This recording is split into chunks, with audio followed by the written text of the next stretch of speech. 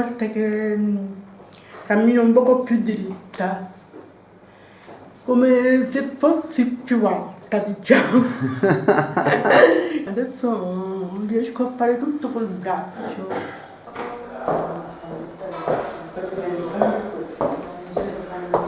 Adelaide si è presentata con una marcata distonia cervicale. Il quadro clinico era molto più ampio, avevamo una chiara compromissione di tutto l'emilato destro, quindi una difficoltà a usare il braccio destro, ad alzarlo, a fare qualsiasi tipo di attività che fosse nemmeno girare una tazzina di caffè. Teneva il collo storto, non riusciva ad alzare il braccio, non riusciva a camminare. Non riusciva neanche, non era sicura nel salire e scendere le scale, non riusciva a parlare bene, da quando è nata secondo me. Abbiamo visto una foto dell'elementare e già teneva il collo storto. Che prima non riusciva nemmeno alle mollette, per tendere i panni non riuscivo a stringere, non ce la facevo a camminare, avevo paura, mi fermavo, mi bloccavo, pure nelle discese. Dovevo scendere, mi dovevo sedere per scendere, con il sedere a terra. Invece adesso no, a salire pure, cioè mi dovevo inginocchiare. Prima non riuscivo nemmeno a salire per le scale mobili. Cioè questa paura di... come se mi perdessi, avevo paura di cadere. Ogni volta che c'è una alterazione del tono, una distonia che coinvolge il posizionamento del corpo nello spazio, noi sappiamo che c'è un coinvolgimento del sistema vestibolare e un coinvolgimento del sistema oculovestibolare nella sua interezza. Quindi significa che il soggetto ha una rappresentazione di sé che è modificata rispetto alla realtà e rispetto alla forza di gravità. Aveva enormi difficoltà a muoversi, a camminare in spazi aperti, a salire e scendere. Questo significa quindi che non solo avevamo una sorta di deformità della postura, ma avevamo una grave compromissione della vita quotidiana.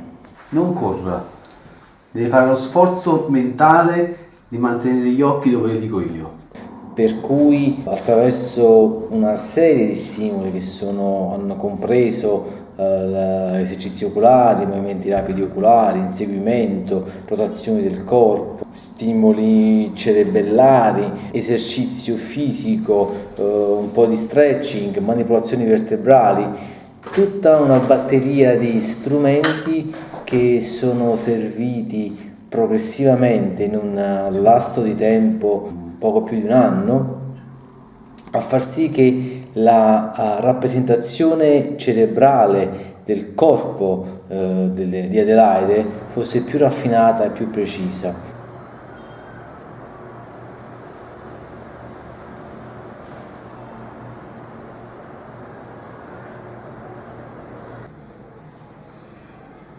Non ci stanchiamo? No. Ok.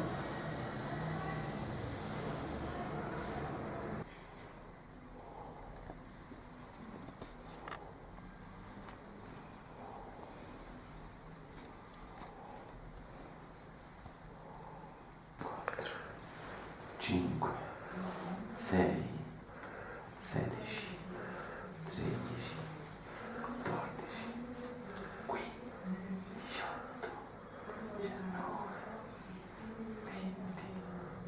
Fantastico, 24, 25, 28, 29, 30. Ok, fai così. Mantieni. Tu? Ottimo. Fantastico. Adelaide. Sono contenta. Guarda qua. Guarda qua.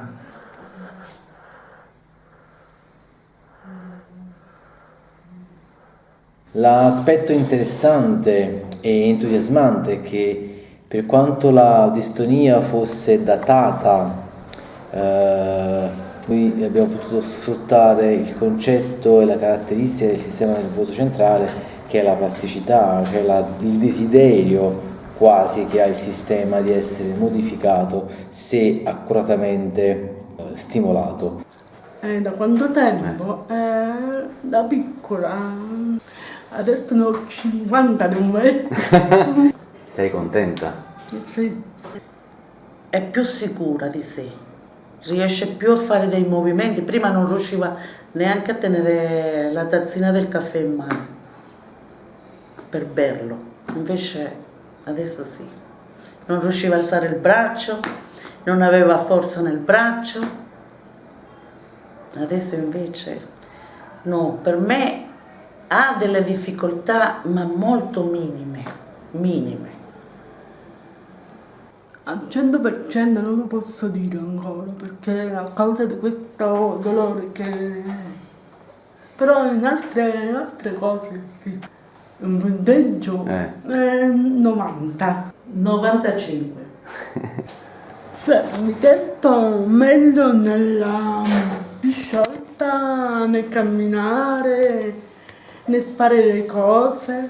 Questo quadro clinico si associa inoltre a difficoltà emotive, difficoltà di concentrazione, difficoltà a seguire un discorso, difficoltà a fare tutta una serie di cose che sono collegate con le funzioni superiori del cervello, che però vengono rallentate o rese più complesse dal fatto che l'individuo ha difficoltà a interagire in uno spazio soggetto a forza di gravità. Noi non possiamo muovere un braccio se non sappiamo dov'è, in che posizione si trova e che tipo di tensione sta supportando. Quindi una volta migliorata la rappresentazione periferica e la sensibilità periferica del braccio, abbiamo potuto far sì che lei cominciasse a muoverlo, a alzare le braccia, cominciasse ad utilizzarlo per tutte le attività quotidiane e soprattutto ha rapidamente cambiato il suo rapporto con lo spazio, per cui ha potuto camminare, salire, scendere senza stancarsi, si è potuta anche emotivamente calmare, essere più serena e interagire meglio con gli altri e con l'ambiente circostante. Tutto ciò che le è stato somministrato sono apparentemente semplici, ma lo sono.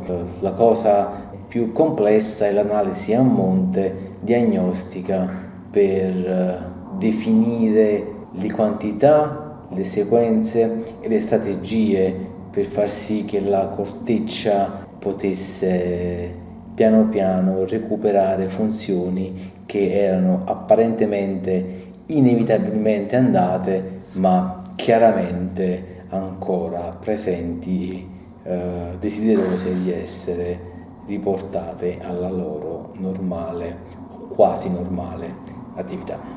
Adelaide ha recuperato in modo sostanziale, non al 100%, stiamo mirando ad un recupero al 100%, tuttavia ciò che ha sicuramente recuperato al 100% è la capacità di vivere le sue giornate, una vita quotidiana normale e quindi una vita sociale sana.